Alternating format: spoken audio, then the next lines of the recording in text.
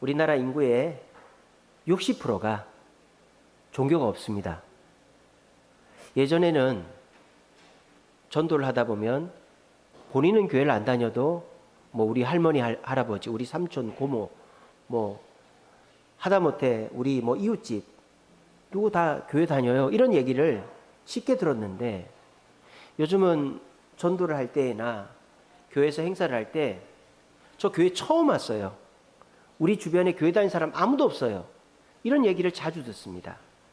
우리는 교인들이랑 같이 살고 교회에 계속 있으니까 교인이 많은 것 같지만 지금 우리나라에 종교가 없는 사람이 60%가 넘었습니다.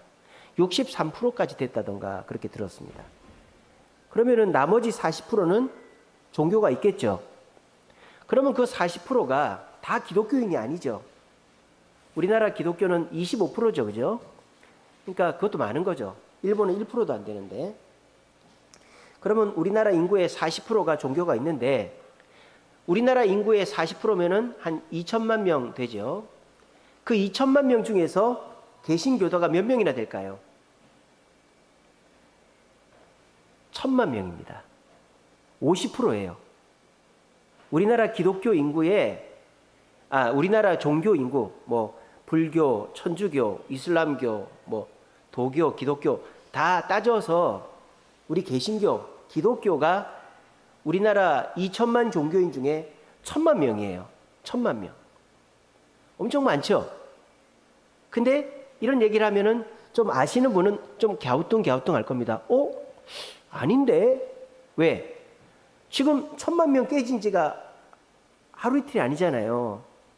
우리 개신교 인구가 1900년대 정말 부흥했을 때 1200만까지 갔었습니다. 개신교 인구가. 근데 조금씩 줄어가지고 1,000만 명이 깨졌어요. 근데 어떻게 종교를 가진 사람이 개신교가 1,000만 명이 맞나? 맞습니다. 자, 잘 들으세요. 개신교도는 1,000만 명인데 교회를 다니는 개신교도는 700명만이다 이 말이에요. 그러면 개신교도는 1,000만 명인데 교회를 다니는 사람은 700만 명이면 개신교도인데 교회를 안 다니는 사람이 몇백만 명이란 얘기예요. 300만 명이란 얘기죠. 그런 사람이 이제 2000년대부터 해서 코로나 때 급격히 늘어가지고 생겼다라는 거예요. 그런 사람, 예수는 믿지만 교회를 나오지 않는 성도를 우리가 뭐라 그러죠? 가나안 성도라 그러죠. 가나안 성도. 교회를 정하지 않고 이곳저곳 떠돌아다니는 성도를 가나안 성도라 그래요. 그래서 그걸 거꾸로 해서 뭐라고 합니까? 가나안 성도가 왜 그렇다? 안 나가. 교회가 싫어서 안 나가는 거다. 그렇게 얘기하죠. 그래서 이제 조사를 해봤습니다. 아니, 기독교 인구가, 우리나라 종교 인구가 2천만인데 그 중에서 1,000만이 나는 개신교도입니다, 기독교인입니다 하는데 그 1,000만 명 중에서 교회를 다닌 사람은 700만 명밖에 안 돼요. 근데 300만 명은 왜 예수를 믿는데, 그 300명한테 물어봤어요. 예수의 부활을 믿습니까? 80%가 믿는답니다. 교회는 안 나가지만 예수님 부활을 믿는 가나안 성도가 300만 명 중에 80%. 또 성경이 진짜인 걸 믿습니까? 물어보니까 60%가 300만 명 중에 60% 정도가 성경이 진짜인 걸 믿습니다. 그렇게 했다는 거예요. 그러니까 가나안 성도들이 믿음이 없거나 신앙이 잘못된 게 아니죠. 부활에 대한 믿음이 있고 성경을 믿는 믿음이 있습니다. 바른 신앙이 있는 사람이에요. 그런데 유독 교회를 안 나가는 거예요. 교회를. 예수는 좋지만 교회는 싫다. 세상에서 예수님을 미워하는 사람 아무도 없습니다. 사탄이나 미워할까? 유대 지도자들이나 미워했을까? 현대의 이슬람교도 뭐 하다못해 무신론자들도 예수님을 존경합니다. 교과서에 4대 성인으로 나오잖아요. 근데 사람들이 예수는 좋은데 교회는 싫다 이렇게 얘기한단 말이에요. 그러면 왜 교회가 사람들로부터 부정적인 이미지를 갖게 되었고 1,000만 개신교도, 우리나라 인구의 1,000만 명 중에 개신교도 300만 명이 예수는 믿지만, 예수는 좋지만 왜 교회는 싫고 교회는 안 나가는가 조사를 해봤더니 가장 큰 게 뭐냐? 31%가 자유롭게 신앙생활하고 싶어서, 자유롭게 신앙생활하고 어디에 매이기 싫어서. 그런 사람들이 어떻게 되느냐? 시골에서 예수 믿습니다. 시골 교회에서 예수를 믿고 성경학교, 주일학교 하면서 신앙교육을 받았어요. 그리고 대학이나 직장 때문에 서울로 옵니다. 오면서 시골 교회가 믿음은 주고 신앙은 줬지만 너무 힘들었단 말이에요. 막 교회 가서 봉사해야 되고 전도해야 되고, 그게 이제 신앙의 훈련의 과정인데, 그래서 서울로 올라오면서 이제는 좀 편하게 내가 교회를 안 간다는 말이 아니라 교회는 가지만 좀 편하게 하고 싶다 해서 어디를 가느냐? 큰 교회를 가는 거예요. 큰 교회를. 서울에 오면 큰 교회는 지금도 매주 몇십 명씩 등록합니다. 매주 저기 송포에 오륜교회 무슨 교회, 그 큰 교회들은요 매주 몇십 명, 몇백 명 등록하기도 합니다. 그러니까 큰 교회를 가는 거예요. 자, 그러면 남들 눈치 안 보고 봉사하기 싫고 헌금도 내가 하고 싶은 대로 자유롭게 신앙생활 하기 위해서 큰 교회를 간 사람은 계속 큰 교회를 나가느냐? 나갈까요? 안 나가게 됩니다. 무슨 이유가 생겨서 바빠서라든지 내가 누구랑 싸웠다든지 아니면 무슨 문제가 있어서 한 번 안 나가면 이제 교회를 안 나가게 됩니다. 그게 왜? 자유로운 신앙생활을 하려고 하다 보면 결국 그 종착점은 가나안 성도다라는 거예요. 두 번째, 가나안 성도가 되는 이유는 18%가 이 온라인 예배 때문입니다. 온라인 예배. 우리가 이제 코로나 때 집중적으로 온라인 예배가 생겼죠. 그래서 코로나 전까지는요, 그 CTS, CBS 이런 거를 틀어놓고 예배 드리는 사람을 이상한 사람이라고 생각했습니다. 아니, 교회도 안 가고 TV 앞에서 예배를 드려요. 그래서 막 목사님들이 예배할 때나 설교할 때 이상한 그런 사람이 있다고 막 그렇게 얘기했어요. 근데 지금은요, 개신교도의 20%가 가나안 성도 300만 명 중에 20%, 꽤 많은 사람이 요거 틀어놓고 예배 드리는 거예요. 요거 틀어놓고. 처음에는 그래도 내가 영상으로 예배하지만 제대로 해야지. 양복 입고 딱 정자세로 앉아서 예배합니다. 조금 지나면 윗도리는 입는데 아랫도리는 파자마를 입고 합니다. 조금 지나면 내가 보이는 것도 아닌데 윗도리도 없습니다. 조금 지나면 머리가 이제 산발이 된 채로 하다가 누워서 봅니다. 그냥 이거를. 그래, 오늘 목사님 설교 잘하네. 이거 누구 왔네. 큰 교회는 이제 회중석을 비춰주잖아요. 누구 왔네, 누구 안 왔네, 나하고 똑같네, 이렇게 되는 거죠. 그러면서 우리 교회 온라인 예배를 보다 보니까 남의 교회 온라인 예배는 어떨까? 호기심이 생깁니다. 그럼 우리 교회 온라인 예배를 싹 지우고 남의 교회 온라인 예배 유튜브에 딱 치면요, 쫙 알고리즘이 추천을 해줍니다. 들어가 보기 바쁩니다. 그러다 보면 가나안 성도가 된다. 그래서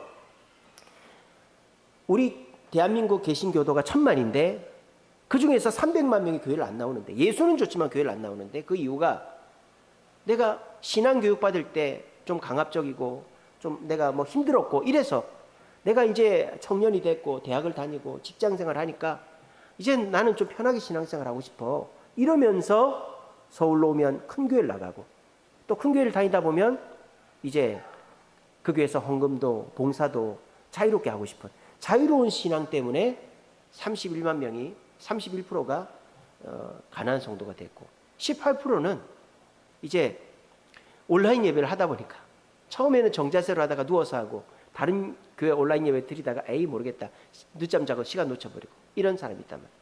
이 두 가지는 개인의 문제예요. 그 사람이 문제가 있는 거예요. 근데 이 뒤에 두 가지는 교회가 문제가 있는 겁니다. 가나안 성도가 되는 이유 세 번째, 16%입니다. 16%가 뭐냐? 목회자에게 실망해서. 목사가 사고 쳐가지고, 그 목사가 사고 치면요, 교회가 난리가 나는 거예요. 부산에 큰 교회, 5,000명 모이는 교회가 있었어요. 그 교회가 지금 4,000명 모입니다. 어떻게 5,000명 모이던 교회가 갑자기 4,000명이 모일까? 목사님이 부교육자들을 욕을 해가지고, 조인트를 까고 욕을 해가지고, 그게 들통이 난 거예요. 어떤 부교육자가 녹음을 해가지고 인터넷에 제보를 해가지고, 그래가지고 그 목사님이 그 교회를 나갔어요. 그냥 교인들이 우리 목사님 욕 한두 번 한 것도 아닌데 이랬으면 1,000명이 나갔겠어요? 교회 앞에서 피켓 듣고 난리가 났대요. 왜 빨리 목사님 안 나가냐? 저렇게 욕하는 목사인지 몰랐다. 그러니까 권사님들은, 장로님들은 알아도 몰랐던 거예요. 일반 성도들은 모르죠. 목사님이 아무 데서 욕하고 다니지는 않으니까. 그 목사님이 군목 출신이에요. 군목. 그러니까 이제 군대 습관이 있어가지고 막 조인트 까고 막 입에 담을 수 없는 욕을 많이 해요. 그걸 고쳤어야 됐는데, 참 훌륭한 분인데 그 욕하는 습관을 못 고쳐가지고 쫓겨난 거예요. 근데 그 목사님이 사임을 어기적 미루다 보니까 그 사이에 교인이 600명, 700명이 싹 나가버린 거예요. 중형교회 하나가 나가버린 거예요. 그 교회에서. 이게 목회자에게 실망하면 교회가 없어지는 거예요. 목사가 잘해야 됩니다. 목사가. 그래서 가난한 성도를 만드는 가장 큰 원흉은 교회가 아니라 목사예요. 목사. 저다 이 말이죠. 제가 잘해야 돼요. 여러분 걱정을 하지 마세요. 저는 저희 집에 호랑이가 한 마리가 있거든요. 저는 그 호랑이가 무서워가지고 그 호랑이가 저의 일거수일투족을 다 알고 있습니다. 제가 통장이 지금 정지가 됐어요. 교회 재판하느라고 가압류가 됐습니다. 근데 제가 누구 통장을 쓴 줄 아세요? 저희 집 호랑이 통장을 씁니다. 그러면 거기에 돈이 누가 띵 하고 입금을 해주죠. 그럼 누구한테 그게 뜰까요? 우리 호랑이 강유미 사모한테 딱 뜹니다. 빼도 박도 못해요. 그리고 제가 뭘 쓰지 않습니까? 누가 이체를 했죠. 그러면 딱 뜹니다. 여보 이거 어디다 이체했어? 이렇게 딱 나오는 거예요. 그리고 제가 뭐 5분 10분만 늦는다. 그때의 동선을 나한테 얘기해봐. 이렇게 되는 거예요. 그래서 저는 어디 도망칠 수도 없고 뭐 나쁜 짓을 할 수도 없습니다. 여러분들은 걱정을 하지 마세요. 저희 집에 호랑이가 한 마리가 딱 있기 때문에 저희 집 아이들이나 저는 아무 걱정이 없습니다. 여러분. 그래서 아무도 안 웃으시네. 왜 이렇게 심각하십니까? 졸리지 말라고 그래. 예. 그래서 목회자한테 실망을 한 사람, 사모님이 호랑이면은 그 교회는 평안하다. 그리고 또 어떤 문제가 있느냐? 성도들 간의 싸움 때문에 교회를 나가는 거예요. 성도들 간에. 11%입니다. 11%. 물론 이제 성도들이 다 이유가 있겠지만은 웃긴 거는 뭔지 아세요? 싸운 사람은 안 나가. 싸운 사람은 안 나가. 싸우는 거 본 사람들이 나가. 그렇다는 거예요. 재미있죠, 그죠? 근데 놀랬다니까요. 그 통계를 보니까 싸우는 사람은 안 나가. 네가 나가라 이러는데 그거 꼴 보기 싫어서 나간다는 거예요. 그렇게 해서 가난한 성도가 된다 이 말이에요. 그래서 이제 제가 그 통계 자료를 보면서 가난한 성도가 되는 첫 번째 이유는 본인한테 있어요. 신앙생활을 자유롭게 하고 싶고 구속받기 싫고 그냥 편하게 온라인 예배 드리고 싶기 때문에 가난한 성도가 되고, 또 교회적으로는 목사가 가장 큰 문제고, 그리고 성도들이 서로 싸우기 때문에 싸우는 사람은 안 나가는데 난 죽어도 안 나가. 다른 사람이 나가는 거예요. 다른 사람.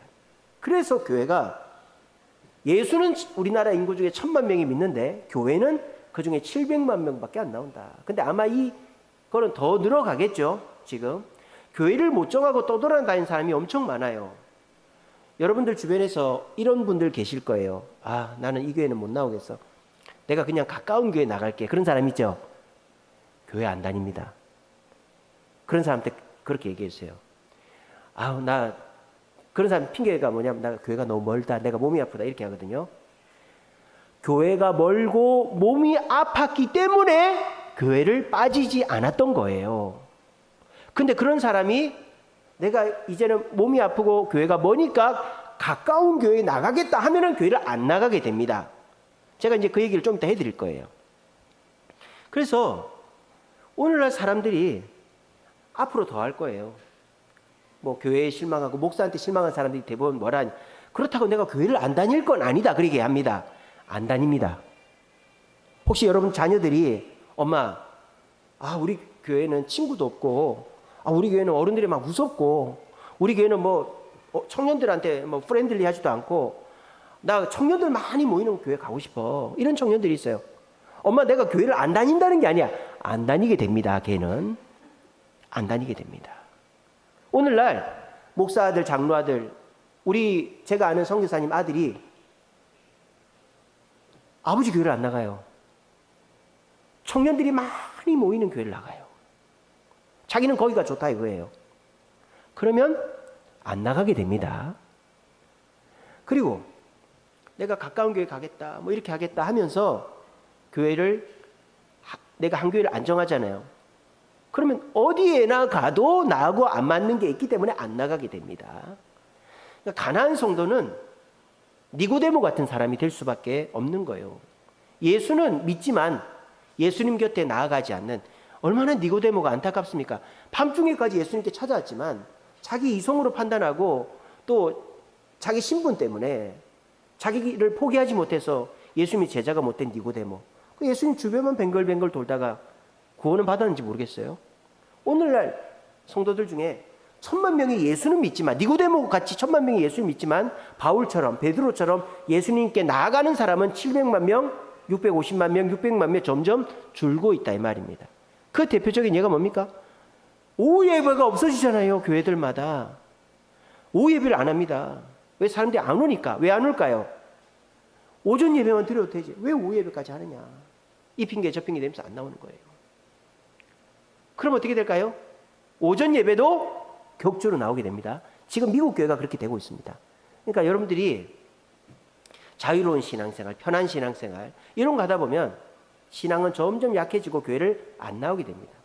우리 한국 교회 내에 점점 가나안 성도가 늘고 있는 것이죠. 자, 그러면은 이 가나안 성도들이 왜 목사한테 실망하고 성도들한테 실망하는가? 두 가지 이유가 있대요. 두 가지 이유. 그 연구를 해보니까 첫째는 교회가 도덕주의에 빠져 있기 때문이고, 둘째는 교회가 맹목주의에 빠져 있기 때문입니다. 도덕주의가 뭐냐? 바로 비판입니다. 비난. 남을 비판적으로 보는 거죠. 좋은 건 안 보고 부정적인 것만 보는 거예요. 어느 교회 가면 그런 게 있죠. 누가 오면은 그 사람 옷 매무새 보고 말이죠. 말투 보고 말이죠. 그 사람이 뭐 옛날에 어떻게 하고 뭐 어디 살고 이런 거 가지고 판단하는 사람이 있어요. 비판적으로 부정적인 것만 보고 곁을 안 주는 사람들이 있어요. 곁을 안 준다는 말 아시죠? 옆에 다가가려고 그러면 일로 와 앉아 이래야 되는데 그냥 자기 친한 사람끼리 앉는 거. 밥을 먹어도 오늘은 누구랑 밥을 먹을까? 오늘은 새로운 사람, 내가 잘 모르는 사람 이래야 되는데 오늘도 나는 내 친한 사람하고만 먹어야지. 그런 교회가 도덕주의에 빠져가지고 비판적이고 냉소적인 사람들이 모인 교회라는 거예요. 제가 이번에 장례를 치르면서 정말 막 제일 힘들었던 건 제 귀가 제일 힘들었습니다. 얘기를 들어주느라고 입하고 귀가 제일 힘들었는데, 뭐 일반 성도님들도 많이 했지만 우리 동기 목사님들 또 우리 노예 목사님들 여러 그동안에 연락도 안 되던 목사님들이 많이 오셨어요. 그래서 이제 얘기를 나누는데 요즘 교회들마다 말을 안 해서 그렇지 문제가 많구나, 그런 걸 많이 느꼈어요. 어떤 교회는 이렇답니다. 결혼을 했어요. 근데 마누라가 다른 교회를 나가요. 근데 거기가 멀지가 않아. 근데 이 결혼한 청년이 저는 제 마누라를 따라서 가야 되기 때문에 그 교회를 가겠습니다, 이러고 간 거예요. 목사님은 너무 실망을 했죠. 왜냐하면 그 교회에서 큰 일꾼이었거든요.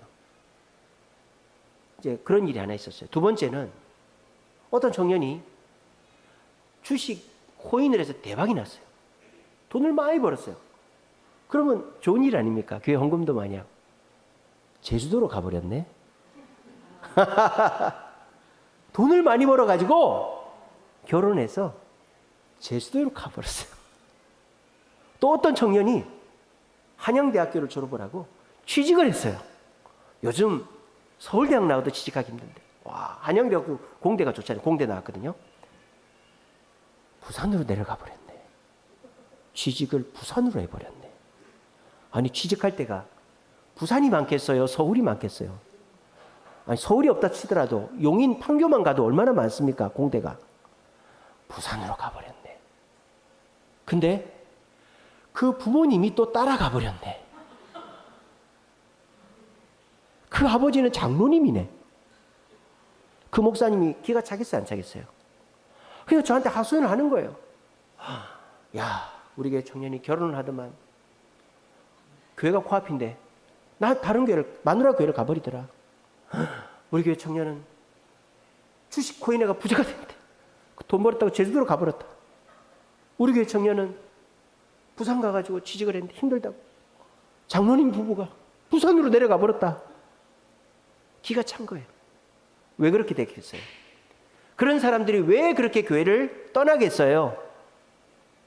그 사람들만의 문제가 아니고 그 교회가 도덕주의적으로 남을 잘못한 것을 들추어내고 부정적인 것만 보고 비난하고 곁을 안 주고 뭐 교회에 조금만 늦으면 야단치고 옷 매무새 잘못되면 야단치고 이렇게 하니까 도덕주의적으로 서로 비난하다 보니까 교회가 은혜가 떨어져 버린 거예요. 여러분, 서로 공격하는 교회는 하나님이 은혜를 줄까요, 안 줄까요?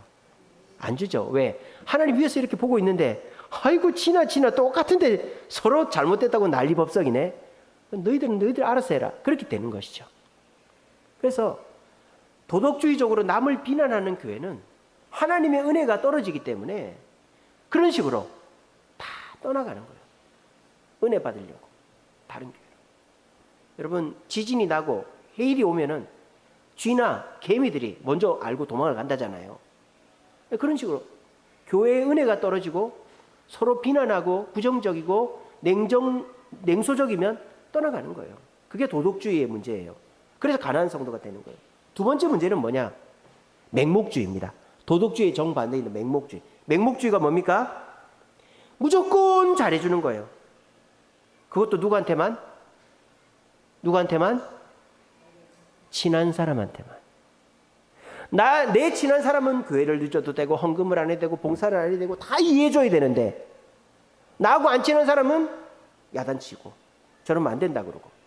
이게 바로 맹목주의입니다. 맹목주의. 요즘 말로 하면 내로남불이죠. 나하고 가까운 사람은 한없이 이해해주고 나하고 먼 사람은 막 야단치고 그 꼴 보기 싫어서 교회를 나가는 거예요. 아까 말씀드렸죠. 싸운 사람은 안 나가요. 그 꼴 보기 싫어서 나가는 거예요. 그래서 친한 사람한테만 잘 해주는 맹목주의가 교인을 떠나보낸다. 제가 또 얘기를 하나 들었습니다. 예. 요즘 사람은 누구나 불구경, 싸움 구경을 제일 좋아한다 그러더라고요. 남이 잘못되는 걸 제일 좋아한다 그러더라고요. 특종 세상 이런 거, 연예인 망한 얘기 엄청 시청률 많이 나오죠, 그죠? 어떤 목사님이 또 저한테 하소연을 합니다. 어떤 권사님 두 분이 싸웠어요. 싸웠는데 목사님이 누구 편도 안 들어주는 거예요. 누구 편도. 이 편도 안 들어주고 이 편도 안 들어주고 가만히 있는 거예요. 그러니까 어떤 권사님이 목사님 찾아와서 목사님, 제가 몸이 불편해가지고 가까운 교회, 아까 말씀드렸죠? 가까운 교회 나가겠습니다. 그분이 이제 그 교회는 서울에 있는데 의정부에서 오시는 분이에요. 의정부에서. 가까운 교회 나가겠습니다. 그러니까 처음에 그러니까 목사님이 생뚱맞잖아요. 권사님인데 교회는 얼마 되지도 않는데 안 나오면 안 되잖아요. 그러니까 붙잡죠. 아이 권사님 왜 그러세요? 제가 태우러 갈까요? 권사님. 그 권사님 택시 타고 온답니다. 남편이랑 둘이 택시 타고 매주 오는데 그것도 이제 사실은 이유가 되긴 하죠. 그래서 이 목사님이 왜 그러세요? 이렇게 했다는 거예요. 그랬더니 이제 이 권사님이 이제 사실 그 얘기가 나오기를 기다린 거죠. 그러면서 목사님은 이제 쉽게 말하면 그 권사 말만 믿고 내 편은 안 들어주고 이런다는 거예요. 그러니까 이 목사님한테 쉽게 말하면 협박을 하는 거죠. 협박을. 내 편을 들어주면 내가 이 교회 나올 것이고 내 편을 안 들어주면 나는 안 나올 것이다. 이렇게 얘기를 했다는 거예요. 그러니까 이 목사님은 아니 교인이 한 명 지금 많은 것도 아니고 권사님은 11조도 하고 이렇게 하는데 야, 이 큰일 났다 싶어가지고 저한테 어떻게 해야 되냐고 막 물어보더라고요. 그러니까 요즘이 내 편을 들어달라는 거예요. 내가 잘못했더라도 무조건 내가 잘못한 거는 요만큼 아닙니까? 남은 요만큼 한 거 아닙니까? 내 편 들어주세요. 그러는 거예요. 그러니까는 그쪽 편 들어줬다가 상대가 나가버린 거예요. 그러니까 이제 교회가 가난한 성도가 만들어져요. 그러니까 지금 한국 교회가 1000만 명의 예수 믿는 사람이 있지만 300만 명의 가난한 성도가 있는 이유는 비판적으로 부정적으로 남을 보고 냉소적으로 대하는 도덕주의의 함정과 또 가까운 사람은 무조건 용납해주고 나하고 좀 거리가 있는 사람은 비난하는 맹목주의의 모습에 염증을 느낀 사람이 교회를 떠난다는 거예요. 그럼 우리는 어떻게 해야 됩니까? 그 도덕주의와 맹목주의를 극복을 하면 되는 거예요. 그러니까 지금부터 이제 좋은 얘기가 나오는 겁니다. 지금까지는 가슴 아프고 참 부정적이고 슬픈 얘기지만 우리가 그걸 극복할 수가 있습니다. 어떻게 하면 되느냐? 오늘 본문 속에 예수님이 하신 대로 하면 됩니다. 오늘 본문 얘기가 뭐죠? 가늠한 여인을 예수님께서 이제 회개시키고 용서하시는 이야기잖아요. 자, 이때에 도덕주의적인 모습을 보이는 사람들이 있죠. 누굽니까? 3절에 보시면 서기관들과 바리새인들, 유대 지도자들이 도덕주의적으로 뭐라고 합니까? 현장에서 가늠하다 잡혀왔으니까 무조건 돌로 쳐 죽여야 된다. 율법이 그렇게 돼 있으니까. 도덕주의적으로 부정적인 것만 보고 비판적으로 그 사람을 비난하는 거예요. 자, 그런데 결국은 그 여인이 돌에 맞아 죽었습니까? 안 죽었습니까? 안 죽었습니다. 그러니까 도덕주의 함정을 예수님이 극복을 하신 것이죠. 서기관들과 바리새인들이 예수님 앞에 도덕주의 함정을 파놓았지만 예수님은 거기에 빠지지 않았기 때문에 예수님 주변의 사람들이 떠나가지 않고 가나안 여인까지도, 또 가나안 여인처럼 죄가 많은 사람들이 더 예수님께 몰려왔다라는 거예요. 가나안 여인이래. 가늠한 여인. 그러면 예수님이 어떻게 도덕주의를 극복했느냐? 딱 한마디 하셨죠. 물론 그 전에 이렇게 하셨죠. 말씀을 안 하셨죠, 예수님이. 예수님 한마디 해주세요. 내 편을 들어주세요. 막 그러는 거예요. 말씀 안 하고 바닥에 글자만 씁니다. 그러다가 뭐라고 합니까? 뭐라 그랬죠? 죄 없는 자가 돌로 치라 그랬어요. 자, 그 말 앞에서 정직하게 돌로 칠 수 있는 사람이 아무도 없었던 거예요. 유대 지도자들이 폭력적이고 비판적이고 부정적이긴 하지만 거짓말하고 없는 거를 꾸며내고 그런 사람들은 아니에요. 정직한 사람들이에요. 정직한 사람인데 부정적이고 비판적인 사람이 유대 지도자들인 것이죠. 그러니까 정직하게 자기를 보면, 그러니까 그 가늠한 여인만 보면은 그 여인은 돌에 맞아 죽을 여인이에요. 근데 예수님은 지금 시선을 이동시키는 거죠. 누구를 봐라? 가늠한 여인을 보지 말고 너희를 보라는 거죠. 너희의 뭘 봐라? 너희의 죄를 보라는 겁니다. 이 유대 지도자들이 물론 부정적이고 비판적이긴 하지만 정직하고 성실한 사람들이었기 때문에 가늠한 여인을 본 게 아니라 시선을 자기에게 돌려서 자신의 죄를 보니까 자기가 먼저 자기를 돌로 찍어야 되겠다라는 것을 느낀 것입니다. 그 여인한테 돌을 안 던진 거예요. 도덕주의의 함정을 극복하는 첫 번째 비결은 비난하지 않는 것입니다. 상대를 정죄하지 않는 것입니다. 용납해 주는 것입니다. 뭐 어떻게 그렇게 할 수 있나 좀 이따 또 말씀드립니다. 자, 그리고 난 다음에 예수님이 이 여인을 용서해 주시죠. 근데 예수님이 어떻게 합니까? 잘했다. 다음에 또 그래라. 너 또 그러다가 잡혀와도 내가 이렇게 해줄게. 나만 믿어. 나 예수님이야. 나 가난한 사람, 약한 사람 돌봐주는 사람인 거 알지? 나만 믿고 앞으로도 그렇게 했습니까? 그렇게 안 했죠. 예수님이 뭘 했습니까? 다시는 죄를 범치 말라 그랬어요. 이게 뭐예요?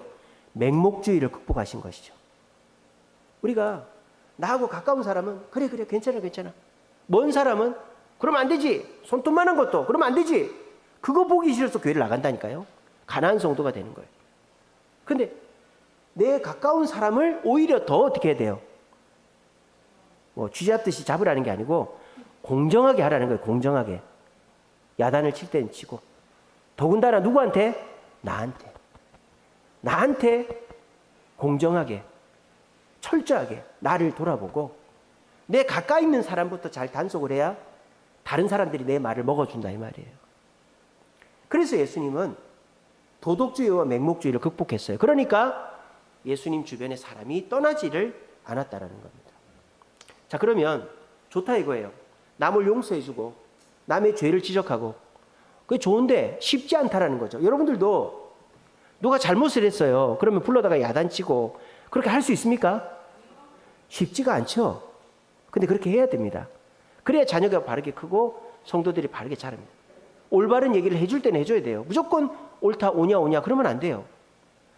근데 그 말 하기가 어렵단 말이에요. 그럼 예수님은 어떻게 하셨을까요? 도덕주의를 먼저 하셨을까요? 맹목주의를 먼저 하셨을까요?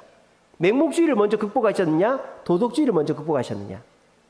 세족식 장면에 보면 나옵니다. 제자들이 서로 싸우기 시작합니다. 내가 높은 자리에 갈 거야. 높은 자리 막 싸우기 시작해요. 그럼 예수님이 또는 우리가 제일 쉬운 방법이 뭡니까? 너희들이 그러려고 날 따라다녔어? 이제 속셈을 알았다. 다 섞어져! 이게 바로 뭐예요? 맹목주의를 극복하는 거죠. 야단치는 거잖아요. 근데 예수님은 야단을 치지 않았죠. 어떻게 하셨습니까? 말을 안 하고 허리에 수건을 두르고 발을 씻겨줬죠. 이게 뭘 극복하는 거예요? 비판 대신에 도덕주의를 극복하는 것이죠. 비판하지 않고 먼저 용납해 주는 걸 하신 것이죠. 그렇게 해서 용납을 받으니까 이 제자들이 이제 조금 의아할 거 아닙니까? 아니, 왕이 되실 분이 왜 우리 발을 씻겨주지? 그때 예수님이 뭐라고 하십니까? 내가 너희를 씻겨준 것처럼 너희도 씻어줘라. 이게 옳다. 이렇게 얘기하는 거예요. 이게 뭔 말이에요? 너희들 서로 사랑하고 이해하고 용서해야지 그런 식으로 서로 비난하고 흠잡아내고 비판하고 그러면 안 된다. 그거를 예수님이 먼저 이렇게 용납하는 모습으로 보여준 거예요. 근데 예수님이 거기서 끝났을까요? 거기서 안 끝났어요. 너희들 서로 발 씻겨줘라. 그리고 너희들 계속 싸워라. 높은 자리 가려고 싸워라. 그렇게 하지 않았어요. 베드로가 호기롭게 뭐라 합니까? 예수님, 저 발도 발 말고 온 몸을 다 씻겨주세요. 베드로가 왜 그렇게 얘기했을까요? 진짜 깨끗해지고 싶어서 온몸을 씻겨달라고 그랬을까요? 지가 목욕을 못해가지고 때밀어달라고 그랬을까요? 뭔 말입니까? 결국은 욕심 때문이죠. 내가 이 제자들 중에서 가장 주님 앞에 올바른 사람이 돼서 수제자이니까 내가 높은 자리 가겠다라고 그렇게 선언을 하듯이 한 것이죠. 그때 예수님이 떼끼 놈 호통을 치는 거예요. 이미 깨끗함을 받은 자는 발만 씻으면 된다. 이게 우리 회개의 개념 아닙니까? 우리는 원죄를 용서받았으니까 날마다 짓는 자범죄만 용서받으면 우리는 날마다 깨끗한 사람이 되는 거예요. 의인이 되는 거예요. 예수님은 맹목주의적으로 베드로를 감싸주지 않았어요. 비판했단 말입니다. 근데 그 비판하기 전에 뭘 했다? 도덕주의를 극복하신 것이죠. 먼저 용납해 주신 것이죠. 사랑을 해준 것이죠. 그렇게 하니까 제자들이 그거를 가슴에 담아두고 있다가 제자들도 먼저 사랑하고 나중에 야단치고 이렇게 하니까 질서 있게 바르게 커나가더라 하는 것입니다. 그 대표적인 예가 안디옥 교회죠. 안디옥 교회. 예루살렘 교회는 실패했습니다.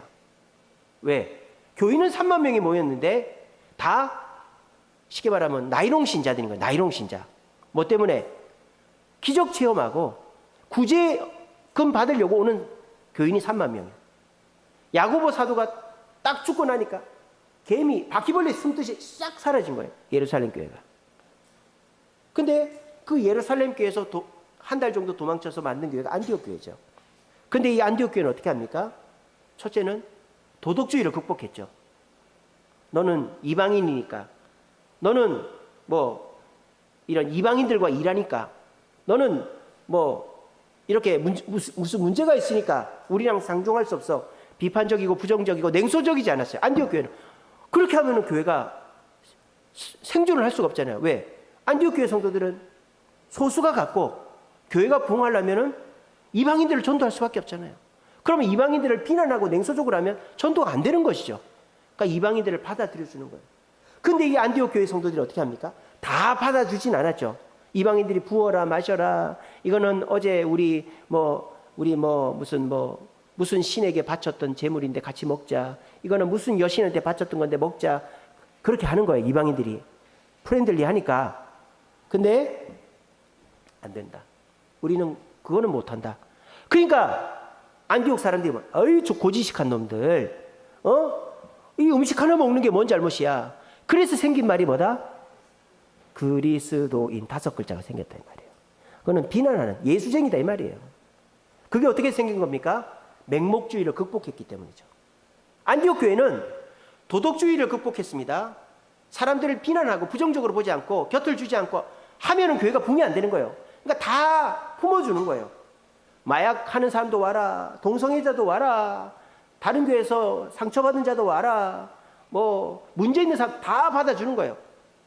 그런데 맹목주의를 또 극복한 것이죠. 무조건 그 사람한테 맞춰주는 게 아니라 나부터 나는 그거 못합니다. 그리고 좀 지나면 당신도 그렇게 하지 마세요. 동성애자가 교회를 올 수 있지만 동성애를 교회 다니면서 끊어야 되는 것이죠. 마약 중독자가 교회를 올 수 있지만 마약을 끊어야 되는 것이죠. 어떤 교회는 담배 피는 사람들을 위해서 교회 중2층 구석에 흡연실을 만들어놨어요.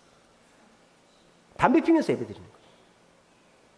어떤 교회는 강아지를 데리고 오니까, 이건 한국 교회가 아니고 미국 교회인데, 강아지를 데리고 오니까 강아지를 데리고 예배드리는 공간을 따로 만들어놨어요. 그러니까 이게 뭐예요? 맹목적인 것이죠. 그냥 다 오라는 거예요. 그러면 이제 은혜가 떨어지기 때문에 결국은 거쳐가는 곳이 될 뿐이다라는 거예요. 이걸 극복하는 방법이 뭡니까? 첫째는 비난과 정죄의 모습을 버리는 거예요. 나도 죄인인데, 나도 부족한데, 안디옥 교회 성도들, 나도 피난 왔는데, 나도 지금 내 목구멍이 지금 나도 이렇게 부족한데, 뭐 남을 탓하겠나? 안디옥 교회 성도 그렇게 비판적인 도덕주의를 극복해야 되는 거예요. 그리고 안디옥 교회 성도 어떻게 했다? 다 받아주되, 안 되는 건 안 되는 거예요. 나 주일은 교회 가야 돼. 나는 술, 담배 안 돼. 나는 봉사하고 11조하고 주님 앞에 충성해야 돼. 그 외에 내가 해줄게. 그러면 사람들이 처음에는 싫다고 하겠죠.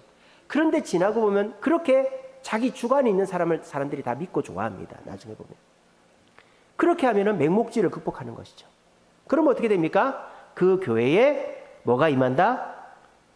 하나님의 은혜가 임한다. 그러면 그 교회는 은혜가 흐르는 교회가 된다. 그러면 동물들이나 식물들은 어떻게 될까요? 물을 따라서 오는 거예요. 물을 따라서. 여러분, 에덴 동산에 물이 없었죠? 에덴 동산 지구에 비가 안 왔어요. 물이 없었단 말이에요. 그런데 식물들이 어떻게 자랐을까요? 어떻게 자랐죠? 하나님이 4개의 강을 만들었죠. 그럼 식물들은 어디에서 잘 자랄까요? 그 강 주변에서 잘 자라는 거죠. 강물이 흐르면 그 강물의 흐름을 따라서 식물들이 자라고 아담이 그 식물들을 경작한 것이죠. 지금 이집트가 그렇지 않습니까? 나일강 주변에만 빽빽하게 모여 살잖아요. 여러분, 은혜가 넘치는, 은혜가 흐르는 교회가 가나안 성도를 품을 수 있는 교회입니다.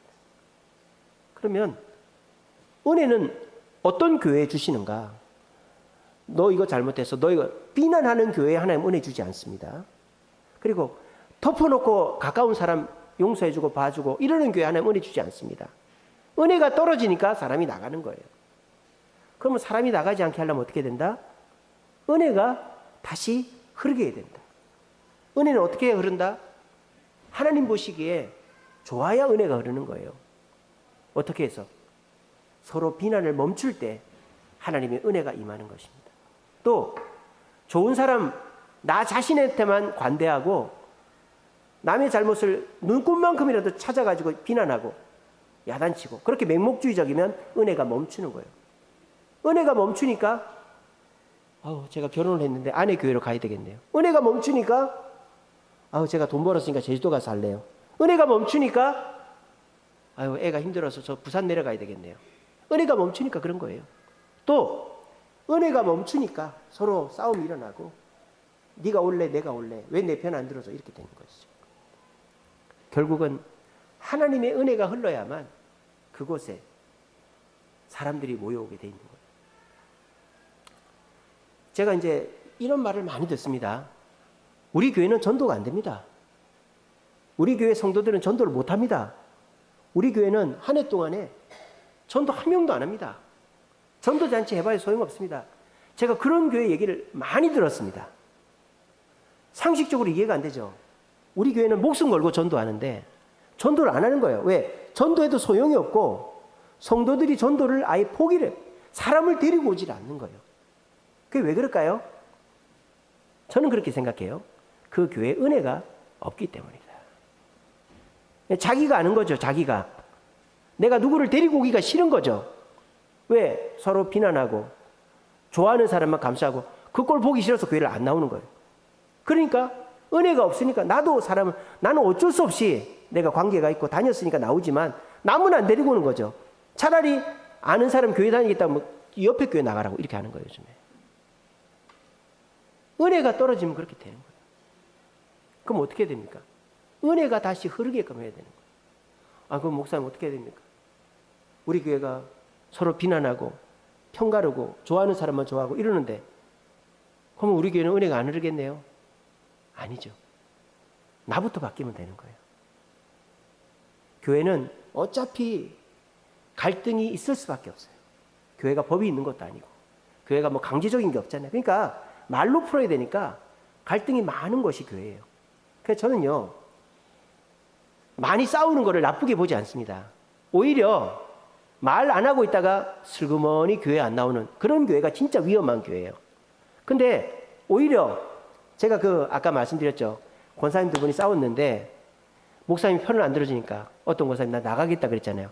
제가 그 목사님한테 솔루션으로 뭘 좋은지 압니까? 계속 그렇게 하라고 그랬어요. 말하지 말라고. 그러면 그 권사님 절대 안 나간다 그랬어요. 근데 만약에 목사님이 그 나가겠다고 하는 권사님 편을 들어주는 순간 상대편 권사님이 나간다 그랬어요. 그러니까 그 지금 나가겠다고 하는 권사님은 안 나간다. 나갈 사람은 말 안 하고 나가지. 그렇게 와가지고 말하는 사람은 안 나간다. 그렇게 얘기해 줬습니다. 그러니까 요즘 교회들이 갈등을 해결을 못하는 거예요. 목사도 문제가 많고 성도들도 문제가 많은 것이죠. 그럼 어떻게 하면 됩니까? 교회가 바뀌는 걸 기대하지 말고 내가 바뀌면 되는 거야. 내가 예수님처럼 발을 씻겨주신 예수님처럼 비판하는 도덕주의를 극복하고 내가 잘못된 거 있으면은 내가 감정이 사그라들고 내가 어느 정도 남한테 조언해 줄 수 있는 자격을 갖춘 다음에 이런 거는 이렇게 해야 되지 않겠어요? 저는 그렇게 안 합니다. 맹목주의를 극복하고 이렇게 예수님께서 가늠한 여인을 용서해 주시고 세족식을 한 것처럼 도덕주의와 맹목주의를 극복하면 상대방은 우리를 욕을 할 수도 있겠죠. 아니 목사님은 잘못된 사람 야단도 안 치네. 목사님은 나한테만 뭐라 그러네. 이렇게 되는 거 아니에요. 그죠? 여러분 그렇지 않겠습니까? 아니 목사님은 저 사람 잘못했는데 잘못한 거는 잘못했다 그래야지. 이러면서 화가 나요.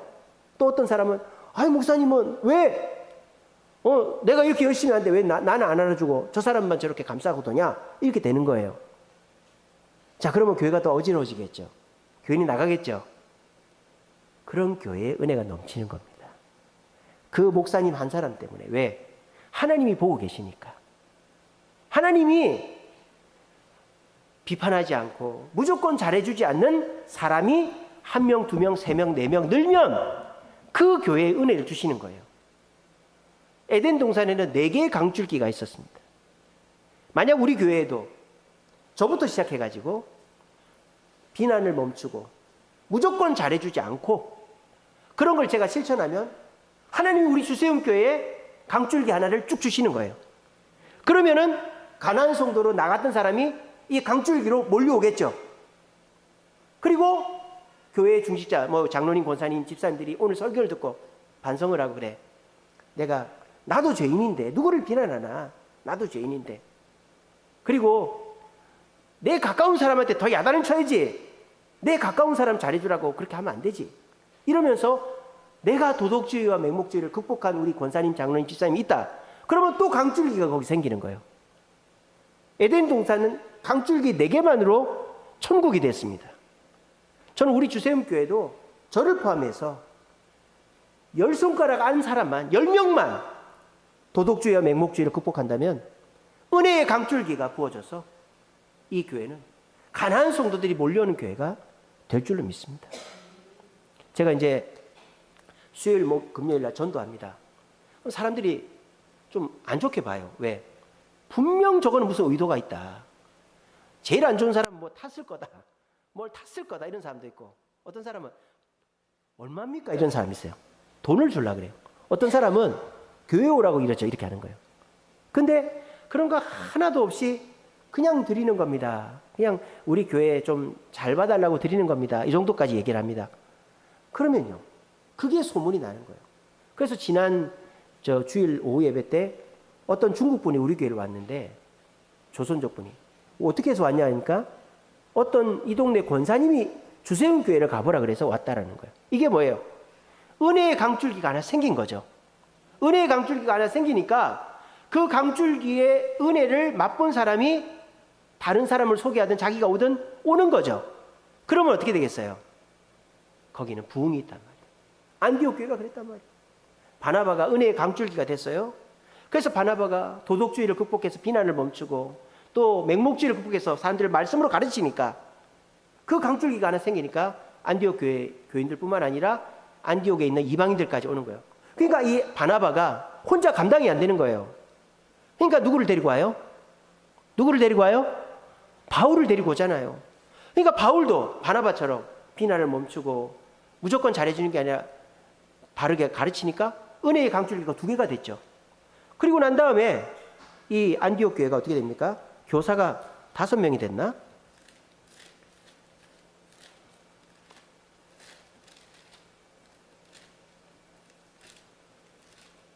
예. 안디옥 교회가 첫 번째는 바나바라는 강줄기가 있었는데 바나바가 맹목주의와 도덕주의를 극복하니까 바울이라는 강줄기가 또 생겼어요. 이렇게 해서 도덕주의 맹목주의를 극복하니까 그 다음에 니게르라는 시몬, 구레네 사람 루기오, 분봉왕 헤롯의 젖동생 마나엔, 사울 5명의 강줄기가 생긴 거예요. 에덴 동산 같은 곳이 안디옥 교회가 된 것이죠. 그러니까 더 이상 바나바와 사울은 필요가 없는 거예요. 그 교회는 선교사를 보내잖아요.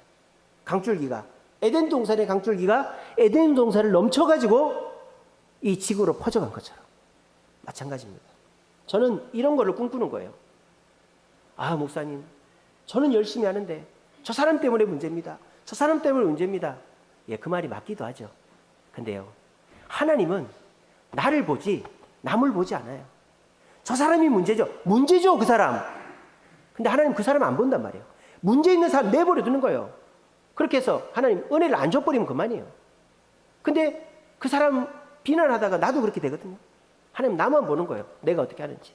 내가 비판하는 도덕주의, 무조건 내 편만 감싸주는 내로남불 맹목주의를 버리고 하나님 앞에서 먼저 남을 섬기고 다른 사람들을 바르게 가르치려고 노력하는 나 한 사람 있으면 하나님이 나한테 은혜를 주시는 거예요. 그러면 내 은혜의 줄기가 교회와 가정과 지역으로 쫙 흐르는 거예요. 그리고 또 우리 교회에 다른 장로님, 권사님, 집사님이 오늘 말씀을 듣고 나도 그렇게 해야지. 나도 비난을 지금부터 멈춰야지. 나도 죄인인데. 그리고 내가 무조건 남만 잘해주는 게 아니라 나부터, 내 가까운 사람부터 내가 말씀으로 제대로 정죄하고 가르쳐야지. 그렇게 맹목주의를 버리고 하면 하나님 너도 오케이 이렇게 되는. 그럼 2번째 물줄기가 생기는 거죠. 3번째, 4번째, 5번째. 저는 10개 안쪽으로만 생겨도요. 우리 교회 내에서 10명만 이렇게 비난을 멈추고 무조건 잘해준 걸 멈추면요. 은혜의 강줄기 10개만 있으면요. 전도가 왜 안 되겠어요? 말 안 해도 오죠. 말 안 해도 온다고 저는 생각해요. 우리 주세움교회는 은혜의 강줄기가 있는 교회인 줄로 믿습니다. 우리 교회는 생긴 지가 얼마 안 됐어요. 그러니까 이게 교회가 고지식하고 막 서로가 싸우고 그게 인이 박힌 교회가 아니에요. 그래서 우리 교회는 물론 겉으로 드러난 갈등들이 좀 있긴 하지만 그래도 말씀 앞에 순종하고 바르게 하려고 애를 쓰는 교회입니다. 그러니까 어떻게 돼요? 여러분들이 전도를 하는 거잖아요. 그래도 사람을 데리고 오죠. 그리고 사람들이 교회로 오잖아요. 그래서 저는 지금 여러분들을 야단치는 게 아니라 주마가편이죠. 달리는 말에 채찍을 하는 것처럼 조금만 더 하면 여러분들은 지금 아주 훌륭한 분들입니다. 정말 다른 교회 가면은 정말 1등 장로님, 권사님, 집사님이라고 인정받을 수 있는 분입니다. 다른 교회 가면은. 근데 우리가 이 교회 성도들이 워낙 훌륭하니까 두각을 못 나타내는 것 뿐이에요. 그러니까 여기에서 여러분들 오늘 말씀을 듣고 남을 비난하는 걸 멈추고 그리고 무조건 잘해준 걸 멈추고 그렇게 해서 올바른 모습을 갖추어서 내가 주님의 은혜를 받으면 나로 인하여 이 교회와 우리 가정과 우리 지역에 은혜가 퍼질 거야. 이런 마음을 가지면 어떻게 될까요? 우리 교회는 부흥하고 그 은혜의 강줄기로 우리 가정과 우리 지역도 하나님의 은혜가 흐르게 되는 곳이 되는 겁니다. 여러분, 저는 믿습니다. 저는 우리 교회 누가 문제라고 생각하지 않습니다. 내가 문제라고 생각합니다. 내가 은혜의 강줄기가 되지 못하고 있다고 저는 생각합니다. 그렇게 할 것입니다. 여러분들도 저 사람 때문에 그래요. 이런 생각을 이제 멈추시고, 내가 남을 비난하는 걸 멈추고, 내가 남을 정죄하는 걸 멈추고, 그렇게 해서 주님이 기뻐하시는 자가 돼요. 나 하나 은혜의 강줄기가 되면 우리 교회 내에서 많은 사람이, 이제 가난한 성도들이, 흩어졌던 사람들이 몰려오고 나로 말미암아 하나님의 은혜를 체험하게 될 것이다. 이런 믿음을 가지시고 우리 모두 도덕주의와 맹목주의를 극복하여 무조건 비판하고 덮어놓고 잘해주는 걸 극복해서 은혜가 흐르는 교회 만들어 우리 주변에 은혜가 넘쳐나게 만들 수 있는 저와 여러분 되시기를 간절히 바랍니다.